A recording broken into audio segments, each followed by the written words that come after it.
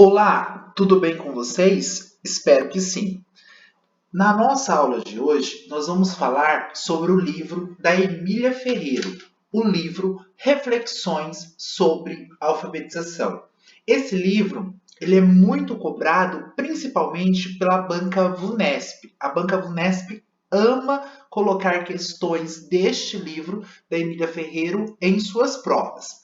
Outras bancas também têm feito cobranças deste material, como, por exemplo, a banca Concesp traz em suas questões, em suas provas, questões acerca do livro Reflexões sobre Alfabetização. Como este livro ele é organizado? A autora, organiza o livro em 4 capítulos.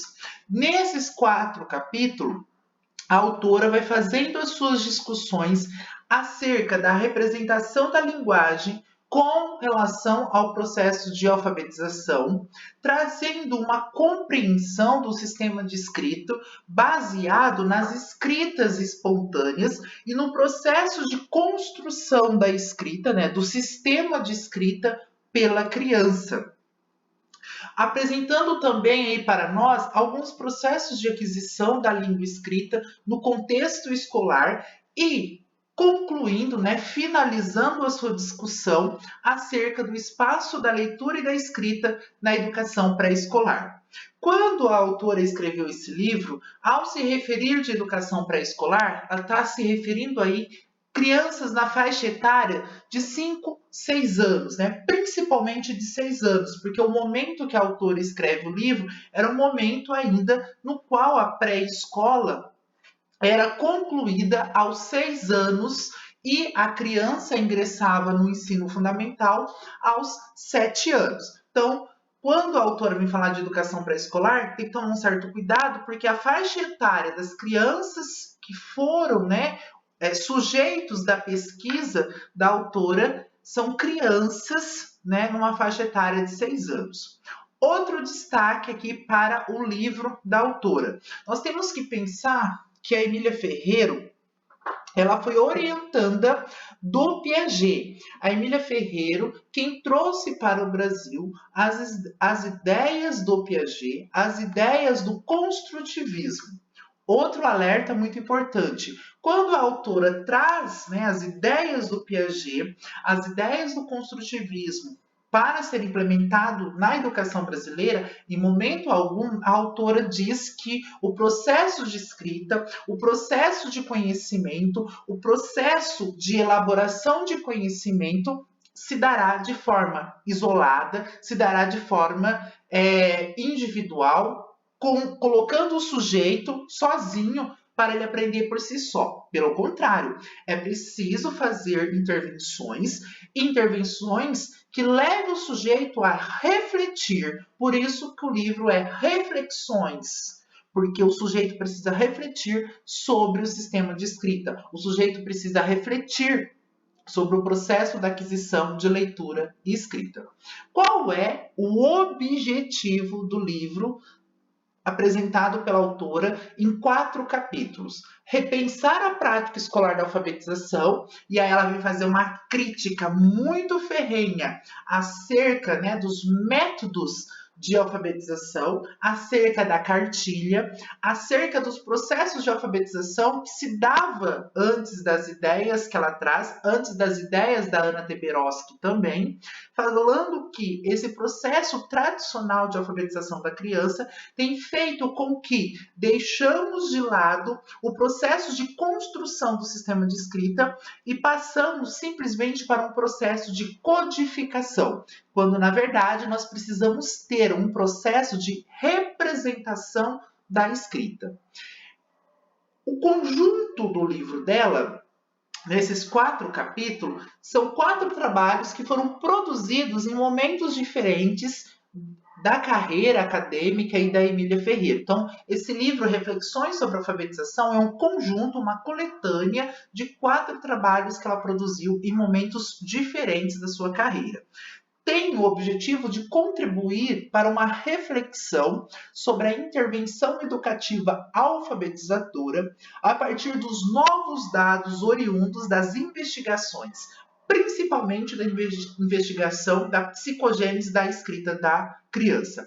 Quando a autora vem trazer as ideias de Piaget, a ideia da psicogenética de Piaget é justamente mostrar que toda criança constrói o seu processo de escrita, toda criança ela não precisa pedir permissão para que ela escreva, ela vai escrever porque ela tem vontade, ela vai escrever porque ela sente uma necessidade.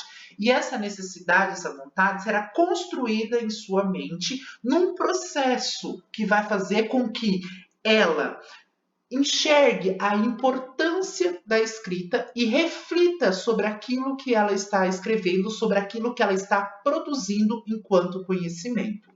Evidenciar também que o processo de alfabetização nada tem de mecânico do ponto de vista da criança que aprende.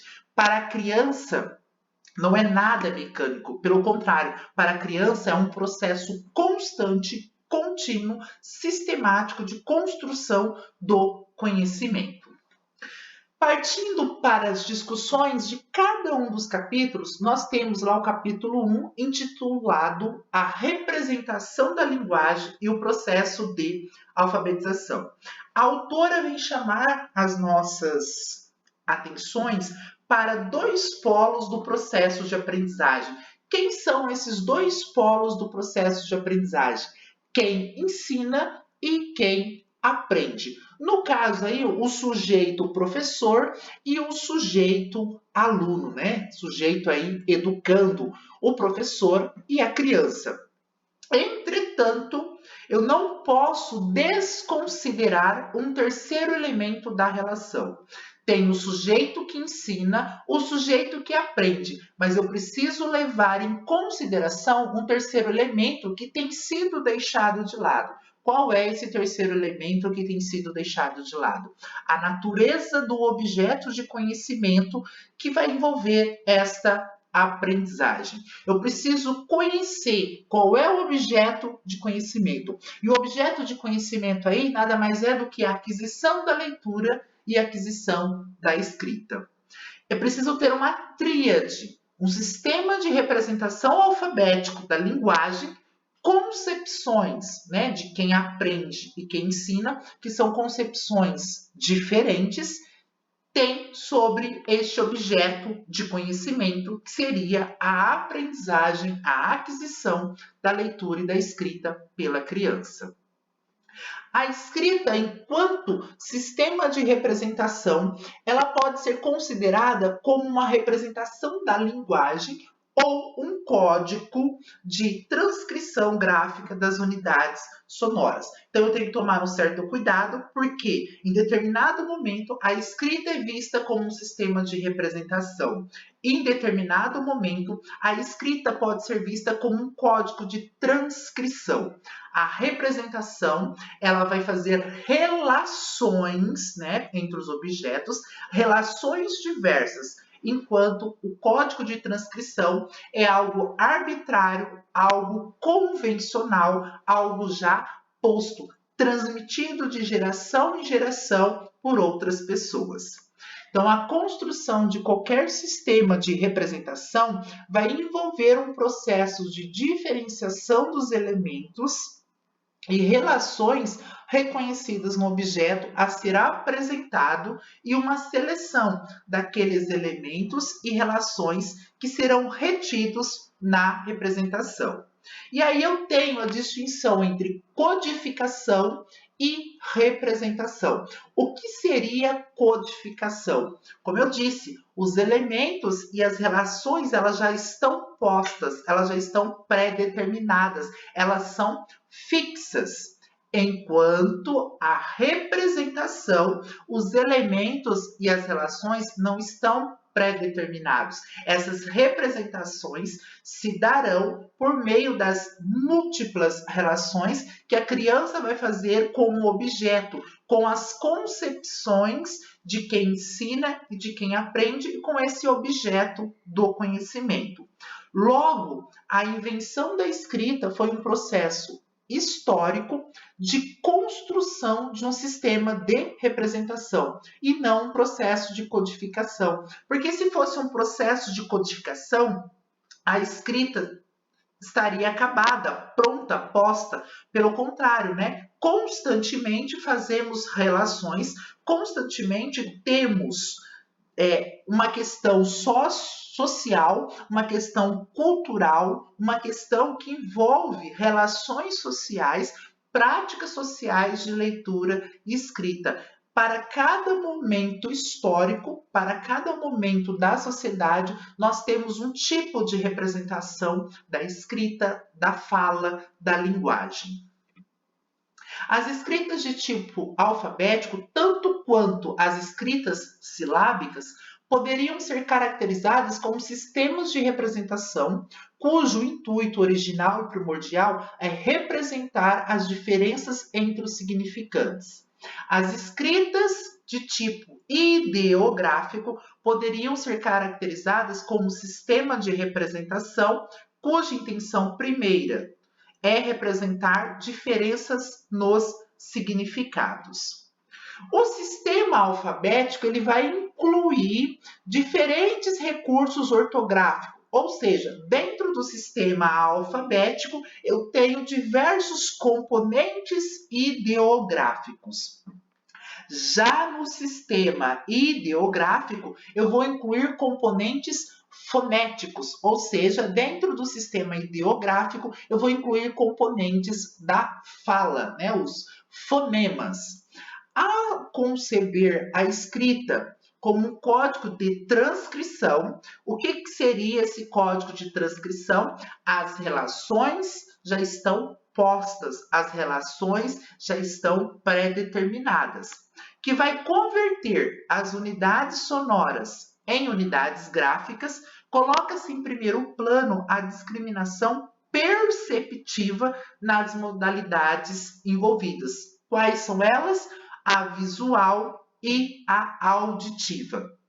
O que quer dizer? Ou seja, que a escrita, enquanto código de transcrição, é uma reprodução, né, do visual, uma reprodução do que nós ouvimos. Então, a partir da fala, né, a partir da conversão da fala das unidades sonoras para unidades gráficas, como, por exemplo, para a construção das sílabas. Se a escrita ela é concebida como um código de transcrição, sua aprendizagem ela é concebida como a aquisição de uma técnica, ou seja, para aprender a ler, né, para aprender a escrever a partir de um código de transcrição, eu preciso adquirir uma técnica. E aí entra em jogo, entra em discussão as famosas cartilhas, entra em discussão os famosos métodos de alfabetização tradicionais, que compreende a escrita como um código de transcrição, como se fosse uma aquisição de uma técnica. O que a autora e outros autores construtivistas vêm bater com muita frequência, em fazer críticas, né, muito aí pertinentes, muito pontuais. Já se eu concebo a escrita como um sistema de representação, o que seria a escrita num sistema de representação? Nada é posto, nada é predeterminado. É algo que se constrói ao tempo, né, ao longo do tempo. Há uma construção nas relações. As relações são múltiplas. As relações acontecem de forma espontânea. A criança não é induzida a escrever. A criança vai escrever porque ela sente necessidade, porque ela sente vontade. Quando eu tenho a escrita concebida como um sistema de representação, a aprendizagem vai se converter na apropriação de um novo objeto de conhecimento. Ou seja, quando a escrita é concebida como um sistema de representação, eu tenho uma aprendizagem conceitual, porque foi construída, envolveu relações, envolveu o objeto de conhecimento, que seria o terceiro elemento importante aí no processo de alfabetização. As concepções de quem ensina e de quem aprende, né, os dois elementos, mais o terceiro elemento, que seria o objeto de conhecimento. As concepções das crianças a respeito do sistema de escrita. Primeiro, as crianças, elas sempre irão produzir escritas espontâneas. Ela não vai ficar esperando que o adulto delimite qual é o momento da escrita, qual é o momento que ela vai produzir, qual é o momento que ela vai escrever, qual é o momento que ela vai ler, que ela vai colocar números, letras. Não, a criança ela não vai pedir permissão. É óbvio que essa escrita espontânea no início se dará por meio do que a autora vem chamar de garatujas, que nada mais é que fazer desenhos que vai imitar a palavra, imitar a letra. As primeiras escritas que essa criança vai produzir a partir das garatujas são escritas do ponto de vista gráfico. E aí vale muito atenção. O modelo tradicional, que é o foco nos aspectos gráficos, vai ignorando os aspectos construtivos, que é algo, né, que merece atenção. Por quê? A criança iniciar as escritas a partir dos aspectos gráficos não significa que a criança não está construindo a escrita, que ela não está se desenvolvendo, que ela não está produzindo. Pelo contrário, esse momento dos aspectos gráficos é algo primordial para o desenvolvimento do conhecimento do sistema de representação de escrita pela criança nos anos posteriores, né? Principalmente nos anos iniciais do ensino fundamental. O que seria aí levar em consideração os aspectos gráficos? Qualidade do traço, distribuição espacial das formas, orientação de esquerda para direita, inversões, rotações. Todos esses aspectos gráficos merecem atenção e devem ser colocados em xeque. Os aspectos construtivos, o que se quis representar e os meios que foram utilizados para criar diferenciações entre as representações. Por exemplo, uma hora ela faz um determinado desenho, né, garatuja, para falar que é a representação do nome da mãe. Em determinado momento ela coloca lá um cabelinho para diferenciar a representação do nome do pai. Então esses aspectos construtivos têm que levar-se em consideração. Tanto os aspectos gráficos quanto os aspectos construtivos são importantes elementos, são importantes aspectos para a questão do desenvolvimento da representação do sistema de escrita pela criança. Ou seja, a escrita infantil ela vai seguir uma linha de evolução surpreendentemente regular de diversos meios culturais, sociais, econômicos, de diversas situações educativas e de diversas línguas. Quanto mais elementos essa criança apresentar, quanto mais recursos eu ofertar para essa criança, maior será o desenvolvimento do sistema de representação de escrita por parte dela. E aí a autora vem apresentar 3 grandes elementos aí, né? São os 3 períodos primordiais quando a criança está no processo de construção do processo de representação de escrita. O primeiro é distinguir, né, fazer a distinção entre o modo de representação icônico e não icônico, ou seja, o que vai envolver desenhos e o que não vai envolver desenhos. Depois, é a construção de formas de diferenciação. Como se dá a construção de formas de diferenciação? Fazendo variações de aspectos qualitativo e também de aspecto quantitativo. O que seriam os aspectos qualitativos? Que escritas diferentes, escritas de palavras diferentes, usa-se letras diferentes. E a questão do quantitativo, que não aceita-se que se escreva uma palavra com menos de 3 letras, né? Para eu escrever qualquer palavra, eu preciso utilizar pelo menos 3 letras, que é uma característica bastante forte da hipótese de escrita pré-silábica. E, por último, a fonetização da escrita, que aí vai envolver a questão do fonema, da pauta sonora, que vai do silábico ao alfabético. Antes do silábico, não há uma correspondência ainda, né, da questão da fonetização.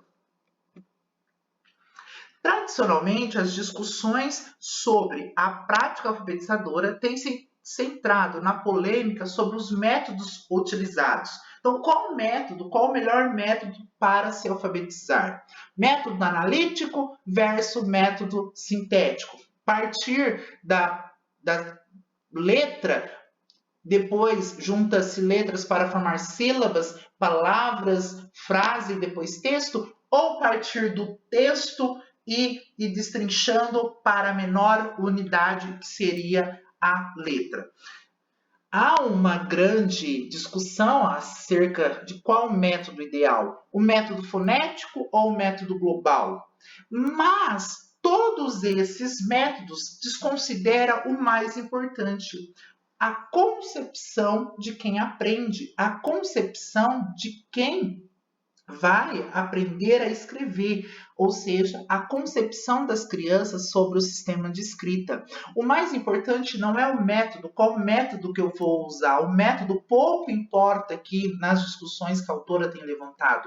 O que importa é a concepção da criança sobre o sistema da escrita. Como que a criança vai aprender? Porque o método ele não pode criar conhecimento, o método ele está posto, né? É algo que já está determinado. O que vai levar a criança a criar conhecimento, a construir conhecimento, é as suas concepções, as suas representações do sistema de escrita. Então, ou seja, como que a criança aprende? Como que a criança aprende a escrever? Como que a criança aprende a ler? Então, eu preciso levar em consideração as suas concepções. É preciso pensar nas práticas e pensar que nenhuma prática pedagógica é neutra. Toda prática pedagógica exige uma reflexão psicopedagógica que precisa estar apoiada em uma reflexão epistemológica. O que é uma reflexão epistemológica? Uma reflexão acerca de como que as pessoas, como que os indivíduos, como que os alunos, como que as crianças constroem o conhecimento. Por que meios que essa criança vai se desenvolver? Eu preciso pensar que toda prática pedagógica, ela é uma prática pedagógica intencional, ela tem que ter uma intencionalidade educativa. Leitura e escrita, se o ensino da língua escrita for visto como um código de transcrição, dissociar leitura e escrita como duas técnicas diferentes, embora complementares. Ou seja, ler e escrever são duas técnicas diferentes, porém elas se complementam. Para eu ler, eu preciso escrever. Para eu escrever, eu também preciso fazer a leitura. Então, são duas práticas que existem técnicas diferentes, só que elas precisam ser complementares. A língua escrita é um objeto de uso social, com uma existência também social e não apenas escolar. Por isso que eu tenho que apresentar a língua escrita como um objeto de conhecimento. Por isso que eu tenho que apresentar a escrita mediada por práticas sociais de leitura e de escrita também. Porque a escrita ela é vista como um sistema de representação da linguagem. Há um sujeito que pensa, que reflete. Há um sujeito que constrói interpretações, que age sobre o real para fazer o seu. Ou seja, há intervenção, há as relações e relações múltiplas entre o objeto de conhecimento e o sujeito que está aprendendo, que está construindo conhecimento, que está pensando. No capítulo 2, a autora vem discutir, a compreensão do sistema de escrita como construções originais da criança e informação específica dos adultos. E aí a autora vem dizer o seguinte, que a escrita ele é um processo que inicia antes da escolarização. O processo de escrita não se dá quando a criança adentra a escola. O processo de escrita, a criança já vem construindo o processo de escrita muito antes de entrar na escola, uma vez que essas crianças está permeada por práticas sociais de escrita no conjunto da sociedade que ela vive, no mercado, na casa, nos folhetos, na televisão, no celular. Tudo é permeado por escrita. Então, antes mesmo da criança adentrar a escola, antes do início do processo de escolarização, a criança já está construindo, já está num processo de escrita. E aí eu tenho que tomar um cuidado, porque a escrita, ela não é um produto da escola. A escrita, ela é um objeto cultural, um objeto histórico, um objeto social. Por quê? Porque a escrita é o resultado do esforço coletivo da humanidade. É a humanidade que vai criando as diferentes relações com a escrita, as diferentes funções sociais, as diferentes funções históricas, culturais com a escrita. E não a escola. Não é a escola que vai dizer qual é a escrita adequada. Não, é a sociedade, é a humanidade a partir de um esforço coletivo. Ou seja, a autora vem trazer neste momento a teoria psicogenética lá do Piaget para compreender os processos de construção do conhecimento, no caso da linguagem escrita. E ela vem dizer o seguinte, que as crianças elaboram hipóteses e construções sobre os sinais escritos das mais diversas formas possíveis. Ou seja, os níveis de conceitualização expressam uma sequência psicogeneticamente ordenada e não uma série cronológica. Ou seja, dentro da cabeça da criança, ela vai fazendo relações mentais organizadas, ordenadas, para a construção desse sistema de representação da escrita. E aí nós chegamos no sistema alfabético. E esse sistema alfabético nada mais é que o produto do esforço coletivo para representar o que quer simbolizar. Ou seja, o sistema alfabético nada mais é que a representação, né, da linguagem. Mas esse sistema alfabético que vai representar a linguagem precisa ser uma construção mental da criança. É uma construção que a criança vai realizar mentalmente a partir das relações que ela faz com esse objeto de conhecimento, com o terceiro elemento importante do processo de alfabetização. Mas necessário outros informantes, como os meios. Não adianta a criança só fazer essas construções mentais. Ela vai precisar também das relações, ela vai precisar das intervenções de outros sujeitos mais experientes. Aí entra a zona de desenvolvimento proximal, que Vygotsky vem falar, que a gente aprende com o sujeito mais experiente, aquilo que o sujeito não consegue aprender sozinho, de forma autônoma, eu preciso dar uma ajuda, né? Fazer uma ajuda ajustada para que ele possa se desenvolver. A leitura não vai produzir resultados observáveis em relação ao objeto e o sistema de escrita tem um modo social de existência. Tudo do sistema de escrita, enquanto o sistema de representação, ele vai ter uma relação com o social, com o histórico e com o cultural. Ou seja, a criança que cresce em um meio letrado, ela está exposta à influência de uma série de ações, ou seja, de interações. Práticas sociais precisam estar ligadas à escrita, antes mesmo da criança ser leitor. E a autora vem dizer o seguinte, que quando as crianças, né, da zona urbana, elas têm um maior potencial para o desenvolvimento, né? Ela tem mais predisposição para o desenvolvimento do processo de representação da escrita do que as crianças da zona rural. Por quê? Porque no ponto de partida, as crianças da zona urbana têm um maior contato com o sistema de escrita muito antes do que as crianças da zona rural, por diferentes meios, visuais, auditivo, por diferentes portadores de texto, diferentes portadores de escrita. As crianças na zona urbana têm um contato muito maior com a escrita do que as crianças da zona rural. Então, esse ponto de partida, ele é um ponto de partida desigual, mas a autora alerta, nada impede que todas as crianças possam ser alfabetizadas, nada impede que todas as crianças possam, construir o processo de representação da escrita.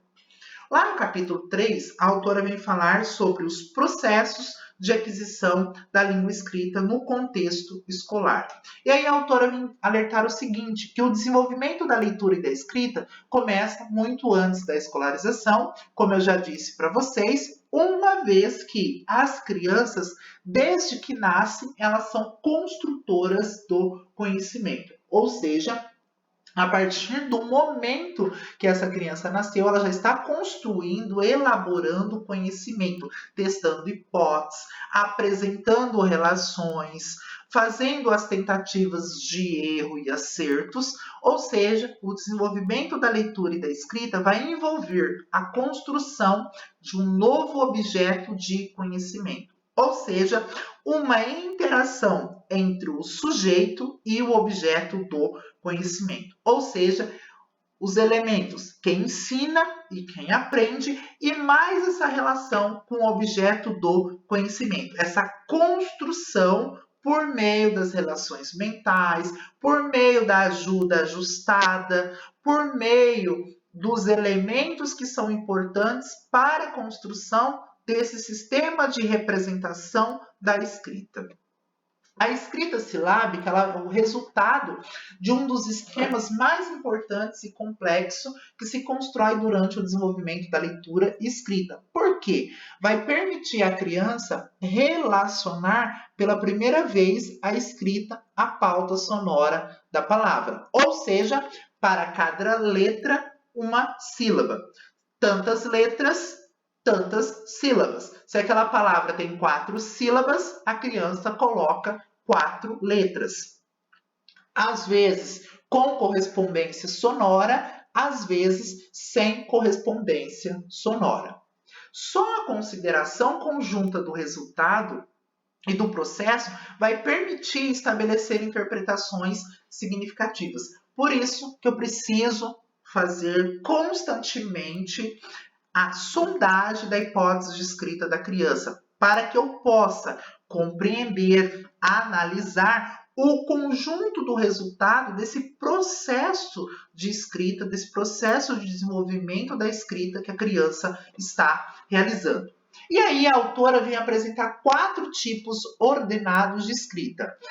O primeiro tipo é o pré-silábico, seguido do silábico, posteriormente o silábico alfabético e, por fim, o alfabético.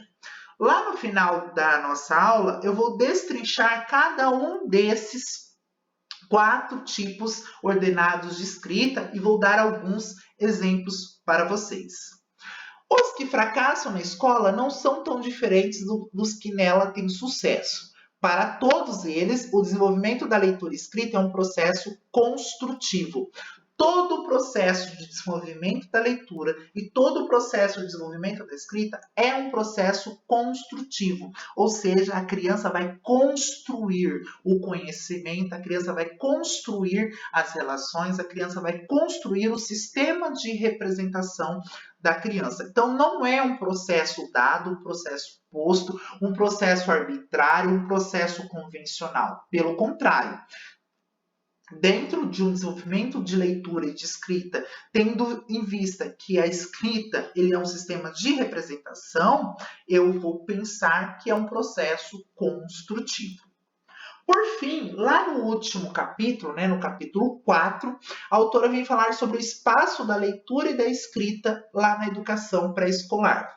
Como eu alertei para vocês no início da aula, quando ela vai falar de educação pré-escolar, ela está falando de crianças da faixa etária de 6 anos. quando ela aplicou, né, as sondagens de escrita, realizou a pesquisa, fez as intervenções com o sujeito, né, com as crianças, com os participantes da pesquisa dela e do doutorado, principalmente. E ela vem dizer o seguinte, que as crianças, elas iniciam o seu aprendizado do sistema de escrita nos mais variados contextos, porque a escrita faz parte da paisagem urbana e a vida urbana requer continuamente o uso da leitura. Ou seja, as crianças iniciam seu aprendizado do sistema de escrita permeado por uma função social de leitura e de escrita. Ou seja, as crianças já iniciam o seu processo de letramento muitas das vezes antes do processo de alfabetização, antes do processo de aquisição do código ortográfico alfabético. Ou seja, as crianças trabalham desde muito cedo, muito antes da entrada na escola, antes do processo de escolarização, as crianças já estão trabalhando cognitivamente, ou seja, as crianças já estão construindo o conhecimento, construindo o sistema de representação da escrita. A informação que resulta da participação em atos sociais, onde o ato de ler e o ato de escrever têm propósitos explícitos, ou seja, tem uma função, tem um porquê. Por que eu preciso escrever? Por que eu preciso ler? Tem uma função social por trás disso. Constantemente eu tenho que reforçar que toda prática de leitura e escrita ela precisa estar permeada pelo letramento, ou seja, por práticas sociais de leitura e escrita.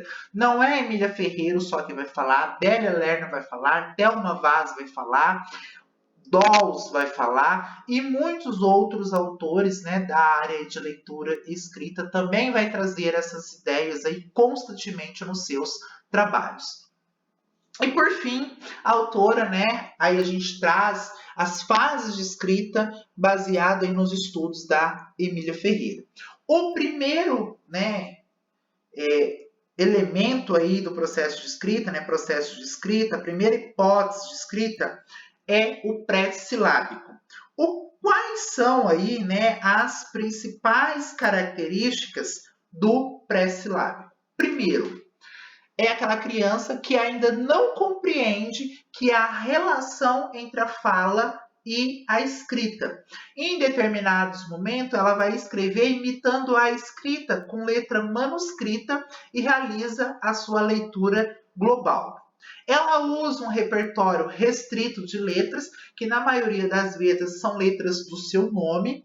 Ela realiza uma leitura global, mas compreende que coisas diferentes devem ter escritas diferentes. Ou seja, quando ela vai escrever, né, então em determinados momentos, essa criança do pré-silábico, ela vai fazendo as trocas, né, de letras, intercalando as letras ali durante as escritas, porque ela já compreende que escritas coisas diferentes requer escritas também diferentes. Tome cuidado, porque uma característica principal do pré-silábico é a leitura global. Muitas das vezes a criança usa letras do nome dela, mas não realiza mais a leitura global. Aí eu não posso caracterizar essa criança como pré-silábico. Exemplos aí de escritas pré-silábicas.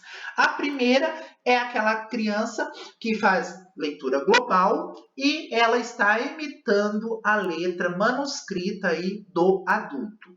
No segundo exemplo, aí o da Adriele, é aquela criança que coloca para cada escrita diferente, ela coloca letras diferentes. Essas letras, na maioria das vezes, são letras do nome dela. Vocês podem reparar aí, a Adriele tem o A, tem o I, tem o E, e em alguns momentos ela coloca aí o F, coloca o P, que nós chamamos de letras coringas.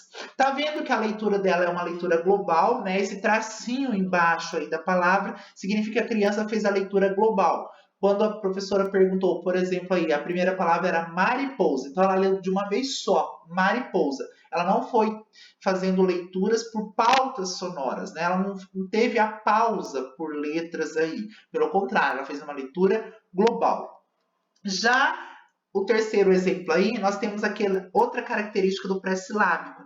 Coisas grandes requerem escritas grandes. Por exemplo, cavalo é um animal grande. Então, eu vou colocar várias letras aí e vou escrever essa palavra, né, por representar o tamanho dela. Formiga. Formiga é um animal muito pequeno, logo a criança colocou aí um número muito restrito de letras. Silábico sem valor sonoro. Emília Ferreira, ela fala só em silábico, né? Mas nós acabamos convencionando aí o sem valor e o com valor. O sem valor sonoro, ele compreende já que há relação entre a fala e escrita. Ele vai atribuir uma letra para cada sílaba, mas ele não faz uso do valor sonoro convencional na escrita das letras. E ele não faz mais a leitura global. Agora ele realiza uma leitura por partes. Exemplos. Um exemplo clássico aí, hipótese silábica sem valor sonoro. Tá vendo que o nome da criança é Gabriela? E em todas as palavras, ela utiliza as letras do nome dela. Só que qual é o diferencial para a escrita pré-silábica? Ela não faz a leitura global. Para cada sílaba, ela coloca uma letra correspondente. É óbvio que essa letra não tem correspondência sonora. Por exemplo, ali, a primeira palavra era lapiseira. Então, o G para representar a sílaba lá, o B para representar a sílaba pi, o L para representar a sílaba zei e o I para representar a sílaba ra. Mas nenhuma dessas letras possui correspondência sonora com as sílabas da palavra. Mas ela acaba se utilizando ainda das letras do nome dela. É o que a gente fala que ela está numa transição do pré-silábico para o silábico aí, né, sem valor sonoro. O outro exemplo aí é do Luiz. Então, o Luiz também não tem valor sonoro, ele coloca, para cada pauta sonora, ele coloca uma letra correspondente. Só que essa letra não tem nenhuma correspondência com a palavra.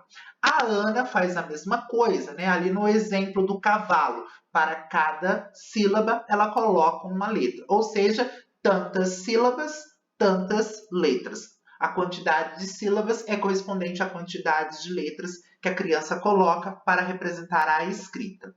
Já o silábico com valor sonoro, além dele compreender a relação entre fala e escrita, além dele atribuir uma letra para cada sílaba da palavra, além dele fazer a leitura por partes, ele vai atribuir um valor sonoro convencional na leitura das letras.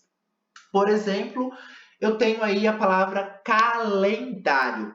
Então, aí, o C para representar a sílaba K, o LE para representar a sílaba LEM, o D para representar a sílaba DA e o RO para representar a sílaba RIO. Caderno, por exemplo, o C para representar a sílaba K, o D para representar a sílaba DER e o NO para representar a sílaba NO. Ou seja, essa criança ela já está quase transitando aí da escrita silábica com valor sonoro para a sílaba silábica alfabética, porque ela já está até colocando representações de sílabas da palavra correspondente. O silábico alfabético ele vai compreender que as sílabas são formadas por mais de uma letra, mas ainda ele não tem um domínio desse conhecimento completo. Ora, ele vai escrever as sílabas com todas as letras, ora ele vai utilizar apenas uma letra para representar a sílaba. Seria o caso aí da palavra caderno. Em determinados momentos, ele utiliza a sílaba correspondente, que é o caso aí no. Já em determinados momentos, ele utiliza uma letra para representar a escrita da sílaba.